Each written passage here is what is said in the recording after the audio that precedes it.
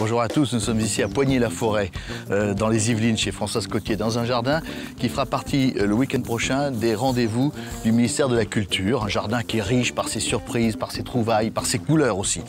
Nous aimerions vous parler avec Valérie aujourd'hui de la coupe et de la taille. Pourquoi? Parce que la coupe ou la taille, ça n'est ni plus ni moins comme pour un être humain, c'est une blessure. Et pour que cette blessure cicatrise bien, il faut qu'elle soit franche, il faut qu'elle soit nette, il faut qu'elle soit saine. Parfaitement, Laurent. Et ce que l'on observe, c'est que lorsqu'on utilise un taille-haie, outil par ailleurs fort utile pour dégrossir de gros volumes, eh bien lorsqu'on utilise un taille-haie, on débite rapidement de gros volumes, ce qui est fort appréciable.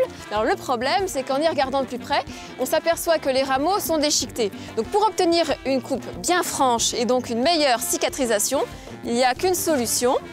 C'est d'en revenir à notre bonne vieille cisaille et de peaufiner la taille avec donc cet outil. Parlons maintenant du sécateur, car pour couper, il faut le mettre dans un certain sens. Il y a la lame et la contre-lame. Tout à fait. La lame doit être à l'intérieur. À l'intérieur de la plante, c'est-à-dire qu'elle doit se trouver là. Donc si je dois couper, moi je la renverse comme ça. Voilà. Et je coupe ainsi. Voilà, il faut que la partie qui écrase, c'est-à-dire que la contre-lame, soit du côté du morceau qui va tomber. Comme ça, on obtient une bonne cicatrisation. Pour avoir maintenant une bordure franche et nette, que doit-on faire? Eh bien, on enterre une espèce de planchette en acier, donc voilà, oui, à ras de terre, pour bien délimiter le gazon. Et ensuite, avec cette cisaille à longue portée, pour rester debout, eh bien, on coupe tout ce qui dépasse. Facile.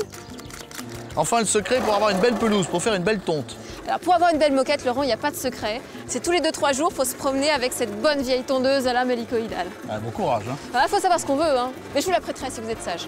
Au revoir à tous.